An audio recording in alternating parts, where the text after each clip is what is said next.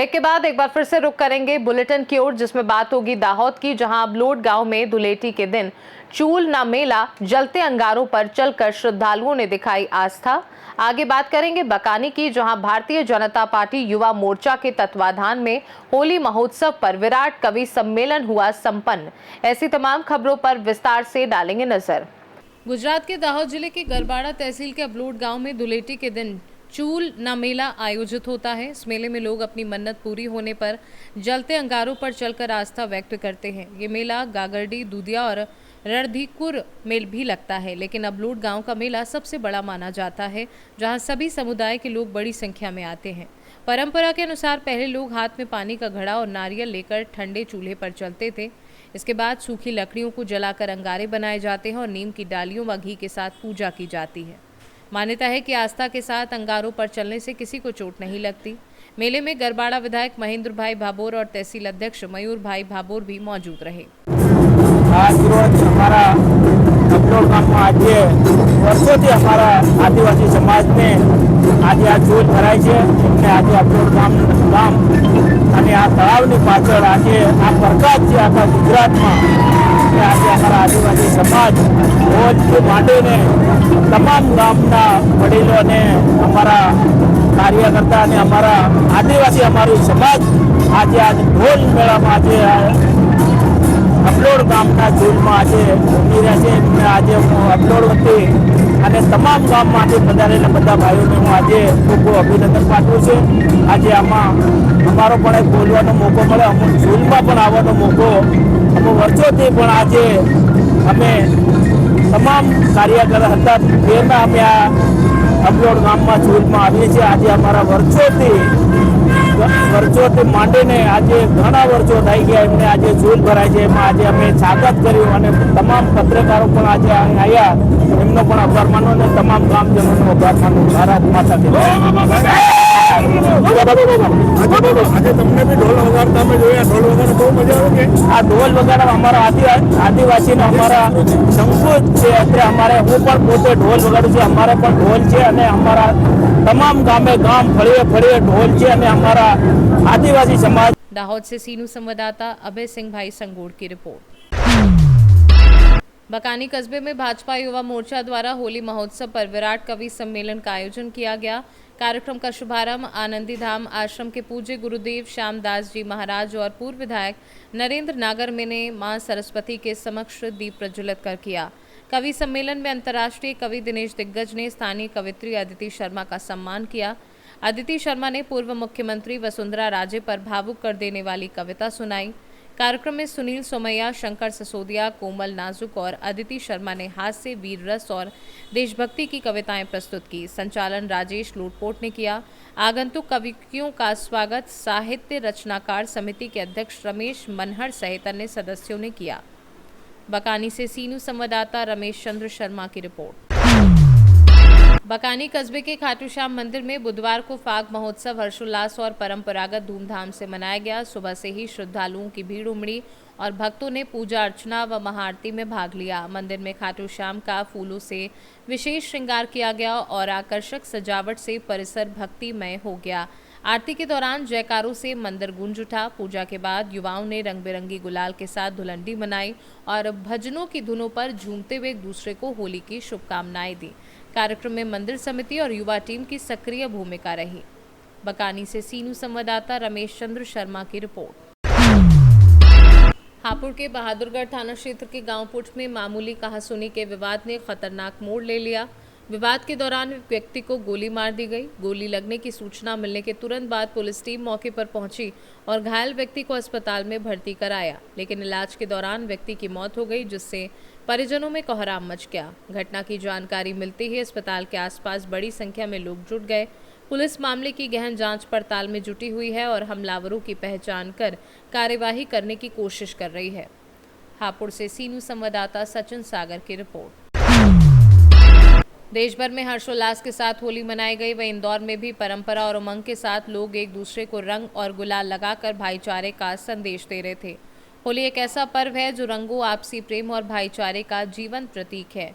लोग इस दिन पुरानी कड़वाहट और गिले शिकवे भुलाकर एक दूसरे के साथ मिलते हैं। गले मिलते हैं और खुशियां बांटते हैं। ये वसंत ऋतु के आगमन और बुराई पर अच्छाई की जीत का प्रतीकात्मक उत्सव है। इंदौर से सी न्यूज़ संवाददाता अमित कुमार की रिपोर्ट। एएनटीएफ और बाड़मेर पुलिस ने संयुक्त रूप से ऑपरेशन मोना रिटर्न चलाकर अफीम और डोडा तस्करी के बड़े नेटवर्क पर कार्यवाही की। इस अभियान में 30,000 रुपए के इनामी अपराधी जसवंत उर्फ जसिया और 5,000 रुपए के इनामी नारायण उर्फ नारनारम को गिरफ्तार किया। गिरफ्तार अपराधियों के पास से लग्जरी वाहन, पिस्टल, 55 कारतूस, 10,76,000 रुपए नकद, 440 ग्राम अफीम, 3 मोबाइल और डोडा पोस्त बरामद हुआ। ये गिरफ्तारी होली की रात पार्टी के दौरान की गई। एएनटीएफ की टीम ने इस अपराधी के 15 से 20 साल पुराने तस्करी नेटवर्क को कुशलता से समाप्त कर दिया। होली की पूर्व संध्या पर अफीम एवं डोडा चुरा की तस्करी के एक स्वयंभू सरगना प्रमुख सूत्रधार और इलाके के बेताज बादशाह पर एएनटीएफ और बाड़मेर पुलिस की संयुक्त टीमों ने पुनर्मूषिको भव प्रहार किया है। कभी लखटकिया इनामी रहे, 2024 में तत्कालीन जोधपुर रेंज की साइक्लोनर सेल के रडार पर चढ़े और उसके ठीक 9 महीने के बाद बहाने से अंतरिम जमानत पर आकर फरार होकर एक बार फिर नशे का स्वयंभू साम्राज्य स्थापित करने वाले 30,000 रुपए के इनामी बड़े तस्कर जसवंत उर्फ जसिया उर्फ जस्साराम पुत्र रत्नाराम निवासी बैतू बाड़मेर को एक बार फिर नाटकीय तरीके से गिरफ्तार कर सकने में एएनटीएफ और बाड़मेर पुलिस की संयुक्त टीमों को एक बड़ी सफलता मिली है। और आम के आम गुठली के दाम की तरह उसके साथ ही एक बड़ा हिस्ट्री शीटर जो स्वयं भी इनामी बदमाश था, नारायण राम पुत्र लिखमा राम निवासी बलदेव नगर बाड़मेर को भी साथ ही साथ गिरफ्तार करने में सफलता मिली है। इस अपराधी के कब्जे से एक पिस्टल, करीब 55 राउंड जिंदा कारतूस, एक चोरी की हेलिक्स टोयोटा गाड़ी, 3 मोबाइल, 400 ग्राम अफीम का दूध और करीब 11 लाख रुपए की रकम बरामद हुई है। यह एक ऐसे स्वयंभू सरगना, एक ऐसे बेताज बादशाह की सल्तनत के सफाई की कहानी है जो लगभग 20 वर्षों तक निर्बाध, निष्कंटक एवं निरंकुश तरीके से नशे का साम्राज्य चलाता रहा, उसका बादशाह बना बैठा रहा और कभी उस पर पुलिस हाथ नहीं डाल पाई। 3 बार इसने पुलिस की दबिश, घेरेबंदी से बचने के लिए पुलिस पर फायर झोंका, पुलिस कर्मियों को चोटिल किया और बड़े आराम से भाग निकला। ट्रिगर हैप्पी जस्साराम मौका लगते ही फायर करने से कभी नहीं चकता था और इसका मानना यह था कि पुलिस पर फायर करते ही पुलिस रुक जाएगी और वह आराम से निकल जाएगा। पिछली बार 2024 के जून महीने में जोधपुर के साइक्लोनर टीम ने इसको बलदेव नगर स्थित इसके ठिकाने से एक मुठभेड़ के बाद गिरफ्तार किया था। तब भी इसके कब्जे से चोरी के कई वाहन, 2 पिस्टल और करीब 63 जिंदा कारतूस मिले थे। इस बार भी 1 पिस्टल और 55 कारतूस मिले हैं। इसके पकड़े जाने की कहानी भी बड़ी विचित्र रही। कहते हैं घर का भेदी लंका ढाए। इस अपराधी जस्साराम उर्फ जसिया उर्फ जसवंत ने जून 2024 में पकड़े जाने के बाद ठीक 9 महीने के बाद मार्च 2025 में पत्नी की बहाना बनाकर अंतरिम जमानत ले ली और पत्नी की बीमारी का इलाज करना तो दूर, समाज को बीमार करने का उपक्रम फिर से चालू कर दिया। पूरी शिद्दत से, पूरे मनोयोग से इसने फिर से तस्करी का वही पुराना धंधा शुरू किया और अंतरिम जमानत समाप्त करके अप्रैल में वापस जाने की बजाय फरार हो गया। फरारी ऐसी कि नशे का अनवरत सिलसिला जारी हुआ, तस्करी का अनवरत सिलसिला जारी हुआ, केस दर केस दर्ज होते गए और यह एक बार फिर से 30,000 रुपए का इनामी बन बैठा। इस बार छोटी सादड़ी से 10,000 रुपए का और बालोतरा से 20,000 रुपए का इनाम इसके ऊपर घोषित था और यह फिर एक बार इस इलाके का तस्करी का स्वयंभू सरगना बन बैठा। इस बार नजर पड़ी एएनटीएफ टीम की इसके ऊपर। इस अपराधी की आदत थी कि जब भी यह कोई सफल ट्रिप करके तस्करी का आता तो बड़ी पार्टी करता था और उन पार्टियों में नशे का कारोबार होता, खूब शराब की पेगी लगाई जाती और नशे में धुत होकर यह अपने साथियों के साथ गाली गलौज करता था। ऐसे ही अपने किसी साथी के साथ ये लगातार गाली गलौज करता रहा। होली की पूर्व संध्या पर इसने एक बड़ी पार्टी का आयोजन किया। उस पार्टी में वह साथी भी आमंत्रित था। उसने इस बार बदला लेने की सोची और धीरे से चुपके से एएनटीएफ को उस अड्डे का पता, ठिकाना और समय सारा कुछ बता दिया। एएनटीएफ की टीम ने बाड़मेर पुलिस को साथ लिया। जब पार्टी पूरे शबाब पर थी तो मुखबिर का इशारा पाते ही टीम ने बाज की तरह उस पर हमला किया और इसके पहले कि वह पिस्टल उठाकर प्रतिक्रिया दे पाता, उसको दबोच लिया गया और इस तरह पटाक्षेप हुआ। एक बार फिर पुनर्मुशिको भावा किया गया इस अपराधी जस्साराम के आपराधिक सल्तनत को। इसी तरीके से नारायण राम जो पकड़ा गया, इसके साथ ही मिला, उस पर भी इनाम है। वो बाड़मेर का पुराना हिस्ट्री सीटर है और फरार होने के बाद जस्साराम का दाहिना हाथ बनकर लगातार दोनों मिलकर तस्करी की दुनिया में बड़े बड़े हाथ मार रहे थे। इस अपराधी के गिरफ्तार होने से दो चीजें सामने आई। पहले यह कि व्यवस्था में कमियां खोजकर बहाने से अपराधी जमानत पर बाहर आकर फरार हो जाते हैं और फिर से तस्करी की दुनिया में बेताज बादशाह बन जाते हैं। दूसरी यह चीज कि इन अपराधियों को सुधारने की जो कवायद है उसको और मजबूत करने की जरूरत है, क्योंकि 9 महीने जेल में गुजारने के बाद जब यह बाहर निकला तो ज्यादा चतुर, ज्यादा सतर्क, ज्यादा मुस्तैद और ज्यादा जालिम तस्कर बनकर बाहर निकला और इसने अपना धंधा ज्यादा तीव्रता एवं द्रुत गति से चलाया। इस बार पुनः गिरफ्तारी के बाद मैं समझता हूं इसके साम्राज्य को पूरी तरीके से निर्मूल करने, विध्वंस करने और नेस्तनाबूद करने में पुलिस को अब सफलता मिलेगी। इसकी संपत्तियों की जब्ती की कार्रवाई भी शुरू की जाएगी और इसी तरीके से नशे के काले कारोबार, जहर के सौदों में शामिल हर एक अपराधी के गर्दन तक एक एक करके पुलिस का, विशेषकर एएनटीएफ का शिकंजा कसता जाएगा और उन्हें उनके मुकाम, उनकी मंजिल, जेल की सलाखों, जेल की चारदीवारी के पीछे पहुंचाकर तौबा करने और प्रायश्चित करने को मजबूर कर दिया जाएगा। इस सफलता के लिए एएनटीएफ और बाड़मेर पुलिस की संयुक्त टीमों को ढेर सारी बधाई और मैं उम्मीद करता हूं कि वो इसी तरीके से लगातार अनवरत क्रियाशील रहेंगे और तस्करों की कमर तोड़ते जाएंगे। जय हिंद। जोधपुर से सी न्यूज संवाददाता आनंद शर्मा की रिपोर्ट।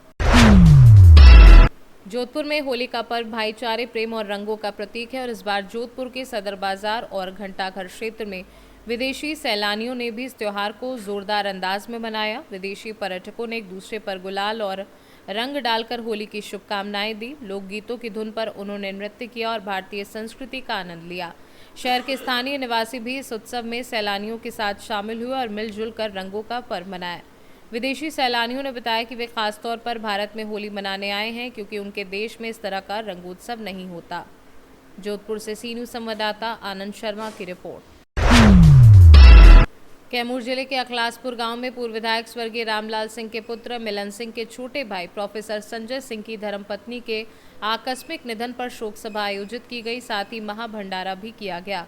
संजय सिंह भूपेश गुप्त कॉलेज भभुआ में प्रोफेसर पद पर कार्यरत हैं और छात्र छात्राओं को गुणवत्तापूर्ण शिक्षा प्रदान कर रहे हैं। शोक सभा में समाज सेवी डॉक्टर जागेश्वर सिंह, बक्सर सांसद सुधाकर सिंह, पूर्व विधायक प्रत्याशी वीरेंद्र सिंह कुशवाहा सहित सैकड़ों लोग उपस्थित रहे। सभी ने संजय सिंह की धर्मपत्नी के तैलचित्र पर पुष्पमाला अर्पित कर श्रद्धांजलि दी और प्रार्थना की कि उनकी आत्मा को शांति मिले और उन्हें अपने श्री चरणों में स्थान प्राप्त हो। कैमूर से सी न्यूज संवाददाता राम प्रवेश तिवारी की रिपोर्ट। छिबरामऊ से सरिया लोड कर जा रहे ट्रैक्टर के सामने बहबलपुर में अचानक एक बाइक आ गई। बाइक चालक को बचाने के प्रयास में ट्रैक्टर अनियंत्रित होकर तालाब में पलट गया। ट्रैक्टर चालक सतेंद्र और ट्रैक्टर पर सवार बंचलाल को स्थानीय ग्रामीणों ने तुरंत सक्रियता दिखाते हुए सुरक्षित बाहर निकाला। बाद में पुलिस ने हाइड्रा मशीन की मदद से ट्रैक्टर को तालाब से बाहर निकाला। कहाँ पर मामला हो गया? मेरा नाम अरविंद कश्यप, वार्ड नंबर 13, हर्षनगर, बहबलपुर, जो कि तालीग्राम रोड पर पड़ता है। यहाँ पर एक ट्रैक्टर ट्राली सहित जिसपे सरिया लोड थी वो तालाब में गिर गया और उस पे एक ड्राइवर और एक लोग और सवार थे। तो हम लोगों की मदद और गांव वालों की मदद से उनको बाहर निकाल लिया गया सुरक्षित। लेकिन यही घटना अगर रात में होती तो यहाँ और बड़ी घटना हो सकती थी। ये ट्रैक्टर छिबरामऊ से सरिया लोड करके त्योर कॉलोनी तरफ कोल्ड में जा रहा था। घटना किस वजह से हुई? घटना रोड पर पटरी बिल्कुल नहीं है, रोड पर घास खड़ी हुई है तो इस वजह से उसको दिखा नहीं, तो उसने मोटरसाइकिल बचाने के चक्कर में तालाब में गिर गया। हमारा नाम जितेंद्र साग, मैं पूर्व सभासद हूँ हर्षनगर बहवलपुर से। कैसे कहाँ पे घटना हुई? ये घटना बाइक के बचाने के चक्कर में ट्रैक्टर तालाब में गिर गया, जिसपे 2 लोग थे, चालक और एक सवारी बैठी हुई थी, जिसको हमने गांव वालों की मदद से उनको सुरक्षित बचा लिया। ये ट्रैक्टर कहाँ से कहाँ जा रहा था? ये ट्रैक्टर छिबराओं से देवर कॉलोनी जा रहा था, कोल्ड में सरिया लेके। कोई जनहानि तो नहीं हुई? बहुत बड़ा हादसा टला। अगर ये हादसा कहीं रात में होता तो हो सकता कि बहुत मतलब गंभीर समस्या होती। क्या नाम है आपका? भैया कैसे हादसा हुआ ये? बाइक बचाने के चक्कर में गाड़ी डिसबैलेंस हुई। कहाँ पर हुई थी ये? शिवराम निकलते कौन कौन लोग थे ट्रैक्टर पर? हम थे, ड्राइवर कौन? अच्छा, किसी के साथ कोई जनहानि थी? कोई हादसा नहीं।